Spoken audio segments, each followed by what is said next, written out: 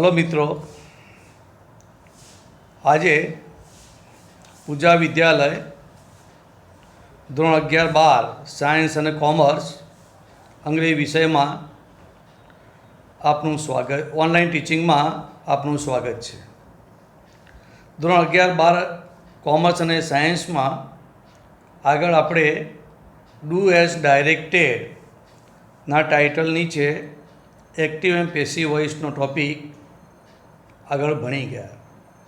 એમાં જ એક બીજો ટૉપિક મિત્રો છે, ડુ એઝ ડાયરેક્ટેડના ટાઇટલ નીચે બીજો બી એક પેરેગ્રાફ પૂછાય છે, જેનું નામ છે ચેન્જ ધ ટેન્સ, એટલે કાળમાં ફેરફાર કરો અથવા કાળમાં રૂપાંતર કરો. આ પ્રકારનો ટૉપિકનો એક બીજો પેરેગ્રાફ ડુ એઝ ડાયરેક્ટેડના ટાઇટલ નીચે પૂછાય છે, જેના 2 માર્ક્સ હોય છે. મિત્રો, 11 અને 12 બંનેમાં ફરજિયાત પૂછાય છે. પહેલી પરીક્ષા, બીજી વાર્ષિકમાં ડુ એઝ ડાયરેક્ટેડનો ટૉપિક ફરજિયાત આવતો હોય છે. આજે આપણે ડુ એઝ ડાયરેક્ટેડના ટાઇટલ નીચે ચેન્જ ધ ટેન્સ વિશે અભ્યાસ કરીશું. મિત્રો, આ પ્રશ્નમાં આપણને ડુ એઝ ડાયરેક્ટેડના મથાળા નીચે ચેન્જિંગ ધ ટેન્સનો 3 કે 4 વાક્યનો ટેક્સ્ટ એટલે ફકરો પૂછવામાં આવશે. આપણને ફકરાને અંતે સ્ટાર્ટ લાઇક ધીસ આ સૂચનામાં એક નમૂનારૂપ વાક્ય પણ આપવામાં આવશે, અને તેના આધારે તમારે કયા ટેન્સમાં પરિવર્તન કરવાનું છે તે આપણે નક્કી કરવાનું હોય છે. આગળ જે એક્ટિવ પેસિવ ભણી ગયા મિત્રો, એમાં પણ ડુ એઝ ડાયરેક્ટેડ હતું અને સ્ટાર્ટ લાઇક ધીસ, અને એના આધારે આપણે એક્ટિવ પેસિવ ઓળખવાનું હતું. અહીંયા બી એવું જ છે, સ્ટાર્ટ લાઇક ધીસ આપ્યું હશે અને કયા ટેન્સમાં કન્વર્ટ કરવાનું એ પણ આપણે નમૂનારૂપ વાક્યને આધારે નક્કી કરવાનું હોય છે. મિત્રો, સૌ પ્રથમ આપણે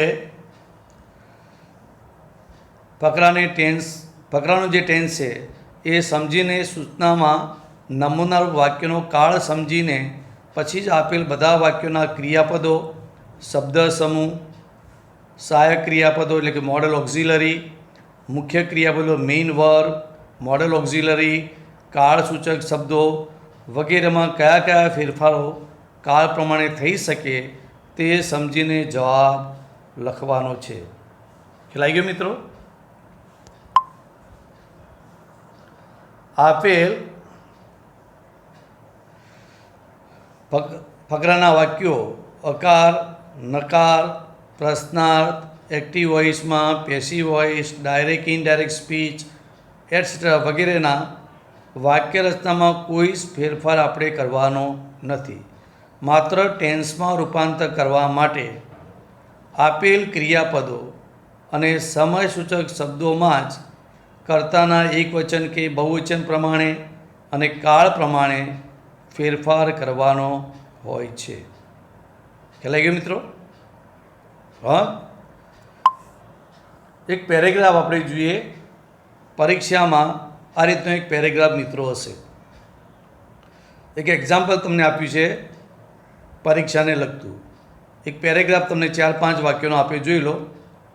હું પેરેગ્રાફ વાંચી સંભળાવું તમને કે Kavita works hard in all the subject properly. She has studied all the tenses well. She goes to the classes regularly, so she will get good results.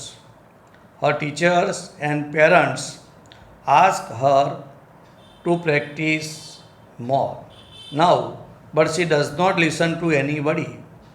How can she achieve the best result? I think she is lazy or arrogant.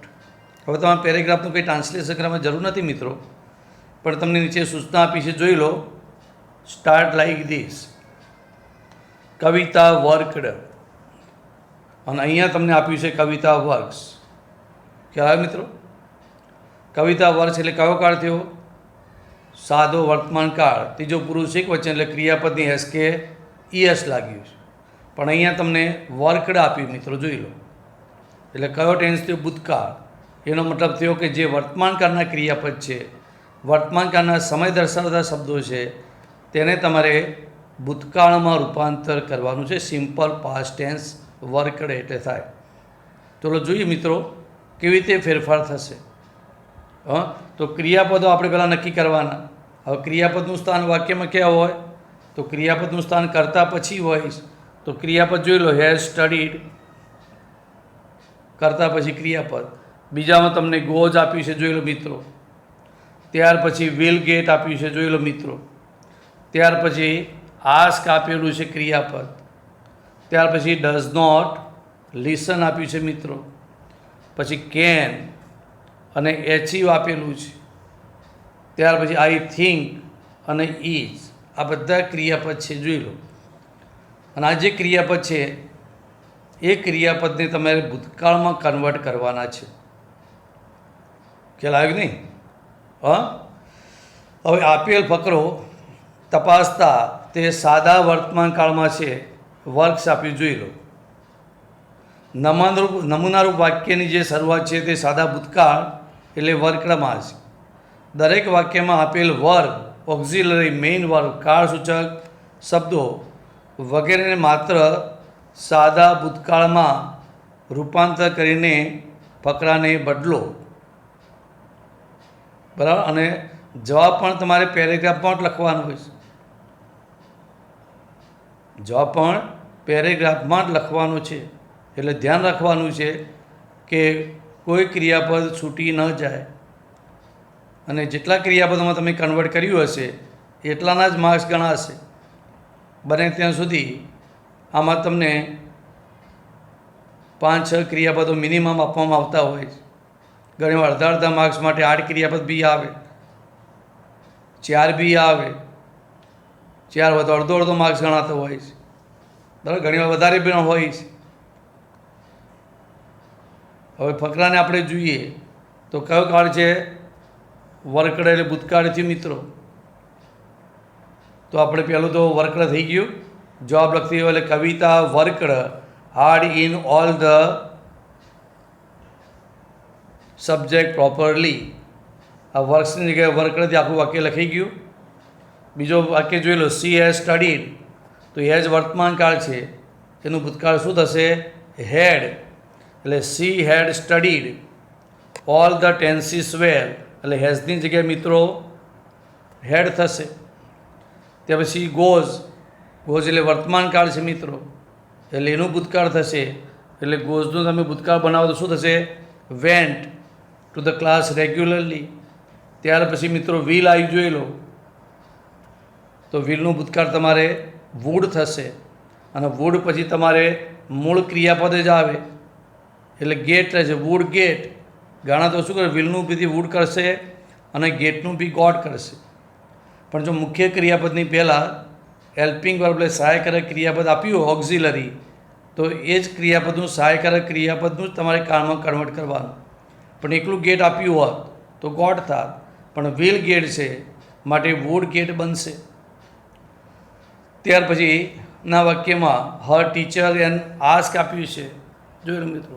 Ask એટલે વર્તમાન કાળ થયો, એનો ભૂતકાળ બનાવો એટલે શું થશે? આસ્કળ થશે. ત્યાર પછી મિત્રો તમને ડઝ નોટ આપેલું છે, જોઈ લો. તો ડઝ નોટ વર્તમાન કાળ થયો, એનું ભૂતકાળ શું થશે? ડીડ નોટ થશે. એટલે સી ડીડ નોટ. હવે ડીડ નોટ જોડે શું આવે? V1. અને ડુ નોટ અને ડઝ નોટ જોડે પણ V1 જ આવે. એટલે લિસનમાં આપણે કોઈ ફેરફાર થતો નહીં, કારણ કે હેલ્પિંગ વર્બમાં ફેરફાર થઈ ગયો એટલે મુખ્ય વર્બમાં ફેરફાર થાય નહીં. પણ એકલું લિસન આપ્યું હોત તો લિસન રેડી લાગત. એટલે ડઝ નોટ જગ્યાએ did not listen to anybody. ત્યાર પછી મિત્રો કેન આપ્યું, જોઈ લો. ઓક્ઝિલરી વર્બ થયું. કેન જોડે એચિવ આપેલું છે. 2 ક્રિયાપદ છે. પ્રશ્ન વાક્ય છે, પ્રશ્નનું પ્રશ્ન જ રહેશે, નકારનું નકાર રહેશે. એટલે કેનનું તમારે કુડ, અને કુડ કર્યા પછી એચિવ એ V1 છે, પણ કુડ પછી પણ હંમેશા V1 આવે એટલે કેનનું તમારે કુડ થશે. The best teacher. ત્યાર પછી મિત્રો થિંક આપ્યું છે, વર્તમાન કાળ છે, તો થિંકનું તમારે ભૂતકાળ થોટમાં રૂપાંતર થશે. ત્યાર પછી મિત્રો ઇઝ ક્રિયાપદ આપ્યું છે, ઇઝ વર્તમાન કાળ થયો, એનું ભૂતકાળ તમારે વોઝ બનશે. એટલે વોઝ લેઝી ઓર એરોગન્ટ. આટલા ફેરફાર તમારે કરવાના મિત્રો થાય છે. હા, ખ્યાલ આવ્યું? કયા કયા ફેરફાર થયા જોઈ લો. હવે પેરેગ્રાફ પ્રમાણે જોઈએ. વર્ક્સ હતું તો એનું વર્કડમાં ચેન્જ થયું. એઝનું તમારે હેડ થયું. ગોઝનું તમારે વેન્ટ થઈ ગયું. વિલનું તમારે વુડ. આસ્કનું આસ્કડ. નાવ એ કરી ગયું મિત્રો આપણે. નાવનું ધેન થશે. ડઝ નોટનું ડીડ નોટ થયું મિત્રો. કેનનું કુડ. થિંકનું થોટ અને ઇઝનું વોચ પ્રમાણે રૂપાંતર થાય છે. અને તેથી જવાબ તરીકે આ રીતે પેરેગ્રાફ આપણે લખવાનું થાય મિત્રો. જોઈ લો, પરીક્ષામાં પેરેગ્રાફ લખજો. આ ઉપર જે ફેરફાર કરીને શબ્દો મેં લખ્યા છે એવું પરીક્ષામાં લખવાનું નથી. એમ એ તો મેં તમને સમજાવવા માટે લખ્યું છે કે વર્ક છે વર્તમાન કાળ એટલે વર્કડ થયું. એઝ છે એટલે હેડ થયું. આ તમારે લખવાનું નથી. સીધો આન્સર કરીને પેરેગ્રાફમાં કન્વર્ટ કરવાનું. અને જે ફેરફાર કર્યો હોય એ ક્રિયાપદ નીચે અંડરલાઇન જો તમે કરીને આપી એ અંડરલાઇન બી કરવાની, જેથી કરીને જે એક્ઝામિનર છે એનું સીધું ધ્યાન એ ફેરફાર ઉપર જ પડે અને તમારે માર્ક્સ એની ગલતીથી મિસ થાય નહીં. માટે જોઈ લો જે રીતે બન્યો answer. Kavita worked hard in all the subject properly. She had studied all the tenses well. આમાં હેડમાં ફેરફાર થયો. સી વેન્ટ ગોઝ હતું તો વેન્ટ થયું મિત્રો ભૂતકાળ, to the classes regularly. So she will હતું મિત્રો તો વુડ થઈ ગયું. જોઈ લો, would get. She would get good result. Her teachers and parents ask હતું મિત્રો આસ્કડ થઈ ગયું. હર ટુ પ્રેક્ટિસ મોર નાવનું ધ્યાન થઈ ગયું.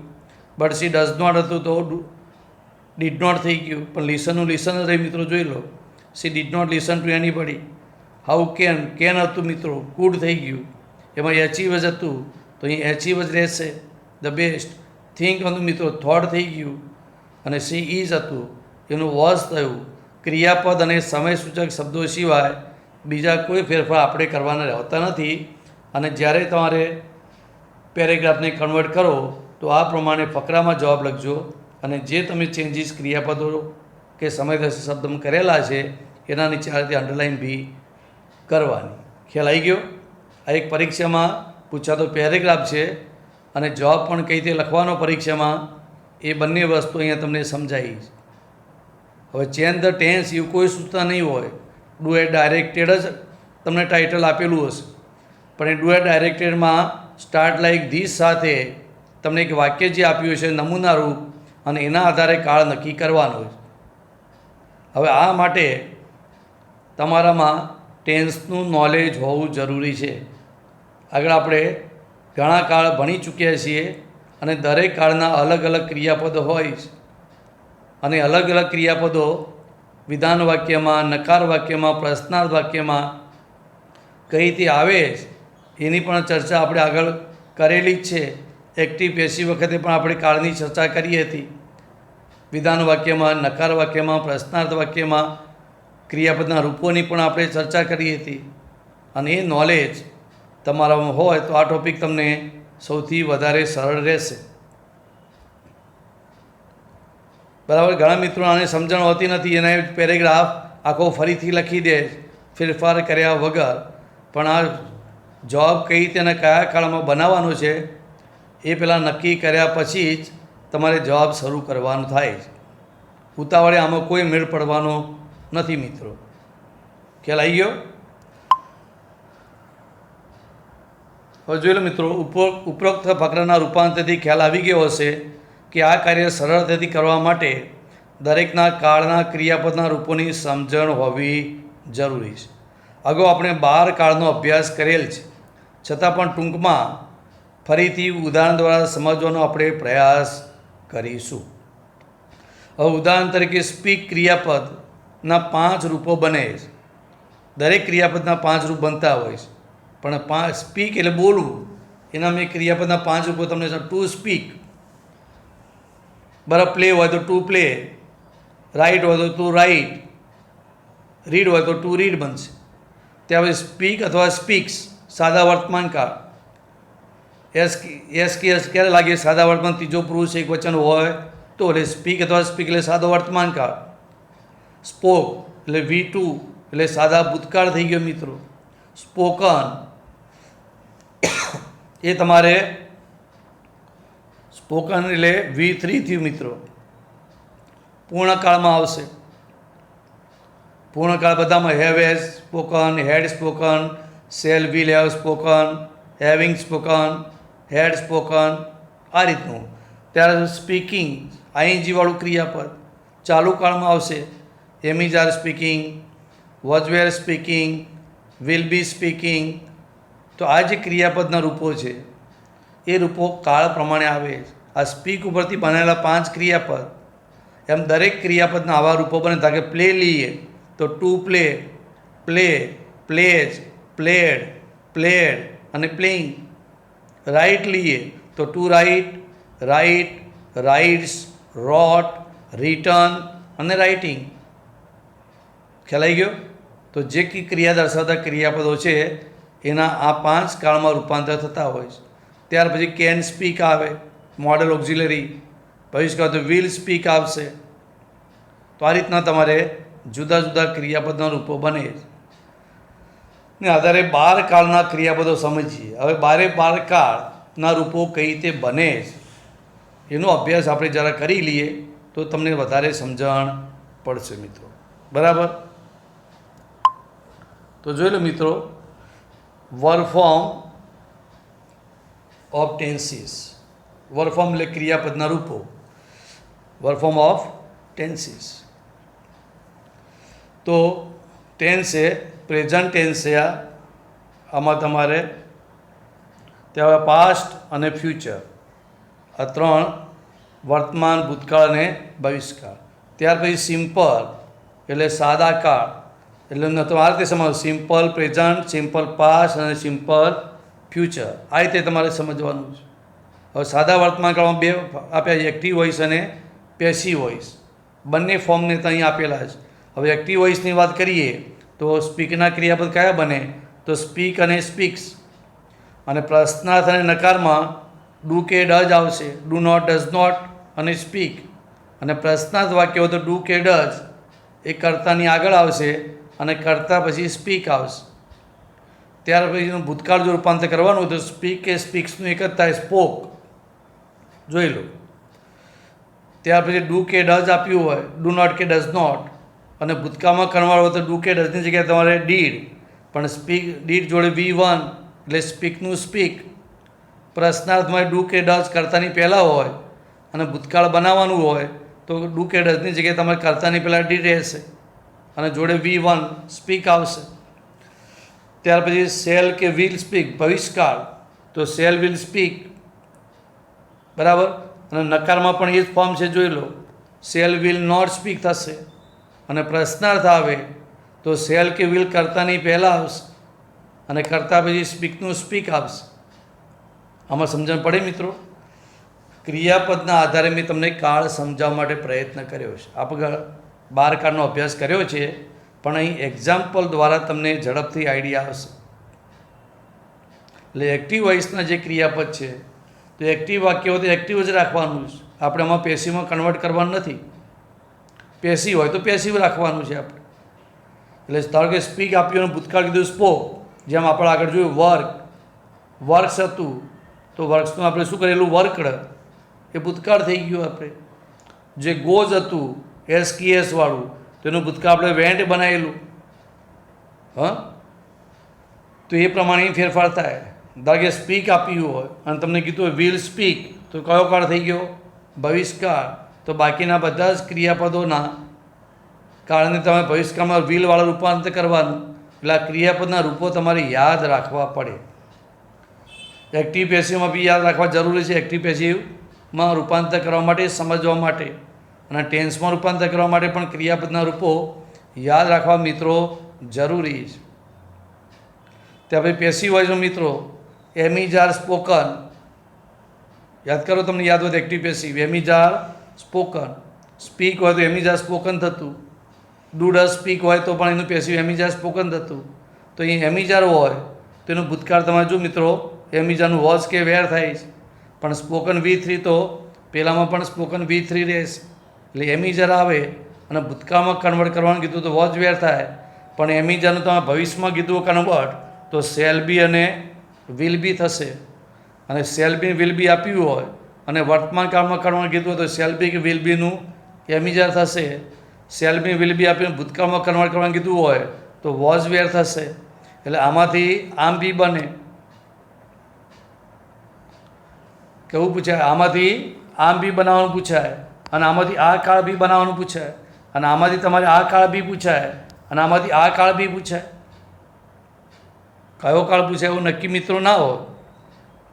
કન્વર્ટ કરવાનું કઈ રીતે પૂછાય નક્કી હોતું નથી. ઘણીવાર આમાંથી આ વર્તમાન કાળમાંથી આ કાળ ચાલુ કાળ કીધો હોય. હા, આ વર્તમાનનું ભૂતકાળ, ભૂતકાળનું ભવિષ્યકાળ, એમાંથી વર્તમાન કાળમાં તમારે ચાલુ વર્તમાન કાળ કીધો હોય તો આપણે એમાં કન્વર્ટ કરવાના આવશે. એટલે આમાંથી આમ બી બને, આમ બી બને મિત્રો. ખ્યાલ આવી ગયો તમારે? કઈ રીતે મિત્રો? તો ધારો કે આ વર્તમાન કાળ છે, આ ભૂતકાળમાં કીધું હોય તો આ રીતે કન્વર્ટ થશે અને આ વર્તમાનનું ભવિષ્યકાળ કીધું તો આ રીતે કન્વર્ટ થશે. અને એક્ટિવનું તમારે આમાંથી આ રીતે બનાવવાનું કીધું તો એ રીતે બનાવવાનું. કોઈ બી રીતે રૂપાંતર તમને કીધું હોય તમારે યાદ રાખવાનું છે કે વર્તમાન ભૂતકાળ રૂપ આ થાય, ભૂતકાળનો આ થાય. ઘણીવાર તમારે આ ભવિષ્યકાળ જોઈએ એનું તમારે કીધું હોય કે આ બનાવો તો આપણે એમાં રૂપાંતર કરવાનું થશે. એટલે સાદા કાળ શીખી લીધા બરાબર કે નહીં? હા, સ્પીક અને સ્પીક્સ એનું ભૂતકાળ સ્પોક, ભવિષ્યકાળ સેલ સ્પીક અથવા વિલ સ્પીક. ડુ કે ડઝ હોય તો ભૂતકાળમાં ડીડ, ભવિષ્યકાળમાં સેલ કે વિલ, સાથે સાથે સ્પીક. પેસિવ વોઇસના રૂપમાં એમિજાર, એનું ભૂતકાળ વોઝ વેર અને ભવિષ્યકાળ સેલ બી કે વિલ બી. હવે તમને એમિજાર આપ્યું છે તો ભવિષ્યકાળનું રૂપ તમારે સેલ બી વિલ બી થશે. એમિજાર આપ્યું તો વોઝ વેર થશે અને સેલ બીનું ભૂતકાળ પણ સેલ બી વિલ બીનું ભૂતકાળ પણ વોઝ વેર થશે. એટલે તમારે જે કાળમાં કન્વર્ટ કરવાનું કીધું હોય એ જ કાળનું આપણે ધ્યાન રાખવાનું છે. ત્યાર પછી મિત્રો જોઈએ આગળ છે કન્ટિન્યુઅસ ટેન્સ એટલે ચાલુ કાળ. તો ચાલુ કાળનું જે ક્રિયાપદ છે મિત્રો, એ ચાલુ કાળના ક્રિયાપદમાં તમને એમિજાર અને આઈએનજી આપ્યું છે, જોઈ લો. એમિજાર અને આઈએનજી. ચાલુ વર્તમાન કાળ થયો, ત્યાર પછી એનું ભૂતકાળ વોઝવેર અને આઈએનજી થાય છે. જેમ એમિજારનું વોઝવેર હતું આગળ એ જ અહીંયા નિયમ છે, પણ આઈએનજી હોય તો આઈએનજી રહેશે. ભવિષ્યકાળમાં સેલ બી અને વિલ બી અને આઈએનજીવાળું ક્રિયાપદ છે તો આઈએનજીવાળું રહેશે.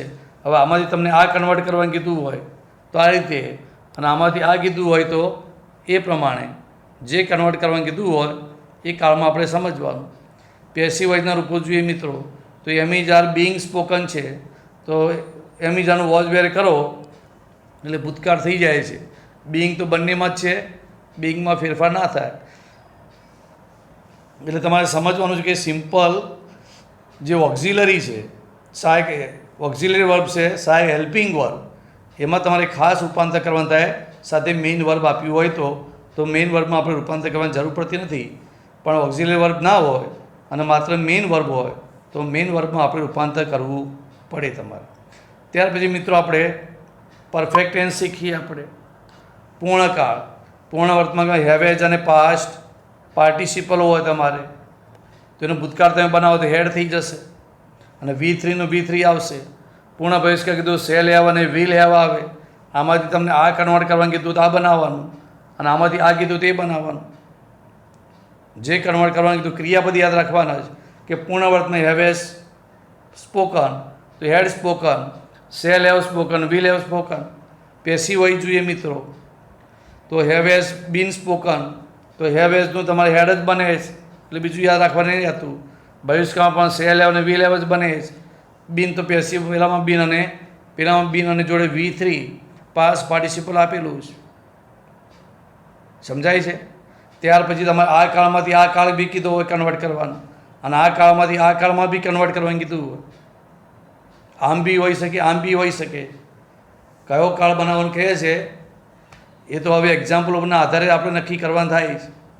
પરફેક્ટ કન્ટિન્યુઅસ પૂર્ણ ચાલુ કાળ. પૂર્ણ ચાલુ કાળની પરફેક્ટ કન્ટિન્યુઅસની વાત કરીએ મિત્રો તો હેવેજ બીન સ્પીકિંગ, એ તો હેવેજ એનું ભૂતકાળ તો હેડ જ થાય છે. ભવિષ્યકાળમાં સેલ હેવ અને વિલ હેવ બીન સ્પીકિંગ થાય છે. તો આ રીતે આખો પેરેગ્રાફમાં તમને ટોટલ 12 કાળ એક્ટિવ અને પેસિવ વોઇસના અનુસંધાનમાં આપેલા જ. હવે કન્ટિન્યુઅસ પરફેક્ટ કન્ટિન્યુઅસ પૂર્ણ ચાલુ કરનાર પેસિવ ફોર્મ મિત્રો બનતા નથી, જોઈ લો. અને આ પેસિવ ફોર્મ બને નહીં, કારણ કે શક્ય જ નથી પેસિવ બનાવવાનું. એટલે એક્ટિવ વોઇસમાં જ રહે છે. એક બીજો કાળ અહીં છે આપણે ચાલુ ભવિષ્યકાળ, એનો પણ પેસિવ વોઇસ કદાપી થઈ શકે નહીં. તો 3 અને 4 કાળ એવા છે કે જેના પેસિવ ફોર્મ કદાપી બનતા નથી. એક્ટિવ પેસિવમાં બી ના બને. બરાબર. તો આટલા તમારે 12 કાળ આપણે શીખ્યા અને 12 કાળના ક્રિયાપદો આપણે શીખી લીધા છે અને કેવી રીતે ક્રિયાપદ કન્વર્ટ થાય છે એક એક્ઝામ્પલ દ્વારા મેં તમને શીખવા માટે પ્રયત્ન કર્યો છે. અને સ્પીક નામનું ક્રિયાપદ આપ્યું છે. હવે સ્પીક તમારે એક્ઝામ્પલ સમજવાનું. આવા ઢગલો ક્રિયાપદો ક્રિયા દર્શાવતા ક્રિયાપદ છે. સ્પીકની જગ્યાએ પ્લે પ્રમાણે બનાવો, વર્ક પ્રમાણે બનાવો. આગળ વર્ક હતું આપણે તો વર્ક પ્રમાણે બનાવો. બરાબર. ત્યાર પછી રીડના આધારે બનાવો, કમ્પ્લીટ ફિનિશના આધારે બનાવો, કમ્પ્લીટના આધારે બનાવો. તો કોઈ બી ક્રિયાપદ આવે, પણ એ ક્રિયાપદનું જે ઓક્ઝિલરી સહાયકારક ક્રિયાપદ અને મેઇન વર્ક આ બેને ધ્યાનમાં રાખીને અને સમય સૂચક શબ્દો આ 3 વસ્તુને ધ્યાનમાં રાખીને આપણે ક્રિયાપદના રૂપોને કાળ પ્રમાણે કન્વર્ટ કરીને ફકરાને ફરીથી લખવાનો છે. એટલે આમાં સૌથી મહત્ત્વની વાત એ છે, સૌથી અગત્યની વાત કે તમને આપેલો આ જે ટેબલ કોઠો છે વર્ક ફોર્મનો, 12 કાળનો જે કોઠો છે એ કોઠાના રૂપો તમારે ખાસ તૈયાર કરવા પડે અને તમારે સમજવું પડે કે ભાઈ કઈ રીતે કયા કાળમાં અને કઈ રીતે રૂપાંતર થઈ શકે. આમાં એક્ટિવ પેસિવ જેવું નથી કે સીધું સાદો વર્તમાન કાળ એટલે એમિજાને V3 મૂકી લો થઈ ગયું. તમને જે કંઈ ક્રિયાપદ જે કાળમાં આપ્યા હોય એ જ કાળમાં તમારે કન્વર્ટ કરવાનું થાય. સમજ પડી કે નહીં? હા. તો એ પ્રમાણે તમારે રૂપાંતર, પણ ખાસ ટૂંકમાં હું તમને સમજાવું કે ભાઈ આ વર્તમાન કાળ છે તો એનું ભૂતકાળ આ થયું અને એનું ભવિષ્યકાળ આ બને છે, આટલું યાદ રાખવાનું. પેસિવ વોઇસમાં અમીજાના રૂપો હોય તો એના ભૂતકાળના અને ભવિષ્યકાળના રૂપો આ થાય છે, આ યાદ રાખવાના છે તમારે. ચાલુ કાળ આવ્યા તો ચાલુ કાળના રૂપો તમારે આ બને, ચાલુ ભૂતકાળના, ચાલુ ભવિષ્યકાળના આ બને છે. પેસિવ વોઇસ હોય તો એ પ્રમાણે બને છે. પૂર્ણકાળ હોય તો એના રૂપો કઈ રીતે બને છે આપણે આ રીતે યાદ રાખવાના છે તમારે. પેસિવ વોઇસ હોય તો એ પ્રમાણે યાદ રાખવાના. હા, આમાં બીજું કંઈ કરવાનું નથી. અને લગભગ તો તમને આ ટૉપિક આવડતો જ હોય છે. 10મા ધોરણ પર ચેન્જ ધ ટેન્સ આપણે પરીક્ષામાં પૂછાતું અને પેરેગ્રાફને કન્વર્ટ કરતા આપણે. પણ એમાં શું 5 ટૉપિક હતા. ચેન્જ ધ ટેન્સ આવે, એક્ટિવ પેસિવ આવે, જેન્ડર બદલવાનું આવતું, સિંગ્યુલર પ્લુરલ બદલવાનું આવતું હતું, નંબર બદલવાનું આવતું હતું. એમાં ટૉપિક વધારે હતા. જ્યારે 11-12માં માત્ર 2 ટૉપિક ડુ એટ ડાયરેક્ટેડમાં, ખાસ કરીને એક એક્ટિવ પેસિવ વોઇસનો અને ચેન્જ ધ ટેન્સ, આ 2 પેરેગ્રાફ કમ્પલસરી 2 પૂછાય.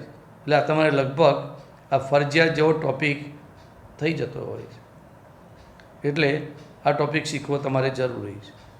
આજે આપણે વર્ક ફોર્મ ઓફ ટેન્સ, ટેન્સના 12 રૂપો તમે તૈયાર કરો, બરાબર, અને એને સમજો અને ત્યાર પછી આગળ આપણે આની પ્રેક્ટિસ કરીશું. મેં તમને એક પેરેગ્રાફ પરીક્ષામાં કઈ રીતે પૂછાય છે એના જવાબ કઈ રીતે લખવાના એ મેં તમને સમજાયેલું છે. અને બાકીના જે પેરેગ્રાફ આગળ ટેન્સમાં કઈ રીતે જુદા જુદા કાળમાં કઈ રીતે કન્વર્ટ કરવાના થાય છે, કયા ફેરફારો થાય છે, બરાબર, વાક્યના કાળ પ્રમાણે કઈ રીતે રૂપાંતર કરીએ છીએ આપણે, એ વધુ ઉદાહરણ સાથે એક્ઝામ્પલ સાથે આગળ આપણે શીખીશું બીજા ભાગમાં. આ પહેલો પાર્ટ છે આપણે ચેન્જ ધ ડુ એટ ડાયરેક્ટેડમાં ચેન્જ ધ ટેન્સના ટાઇટલ નીચે આ પાર્ટ 1 આજે આપણે પૂરો કરીએ છીએ. બરાબર મિત્રો. પણ એ આશા રાખું છું કે તમે આજે વર્ક ફોર્મ ઓફ ટેન્સીસનું જે ટેબલ છે એને અવશ્ય ધ્યાનમાં લેશો, એનો અભ્યાસ કરશો અને કોઈ કન્ફ્યુઝન હોય તો મને કહેજો, તો એનું કન્ફ્યુઝન નિવારણ કરીશું. નેક્સ્ટ લેક્ચરમાં મિત્રો આપણે આ જ ટૉપિકના પાર્ટ 2 વિભાગ 2માં વધુ બધી એક્ઝામ્પલ સાથે આગળ ચર્ચા કરીશું. આજે મિત્રો આટલું જ. Thank you. C you again.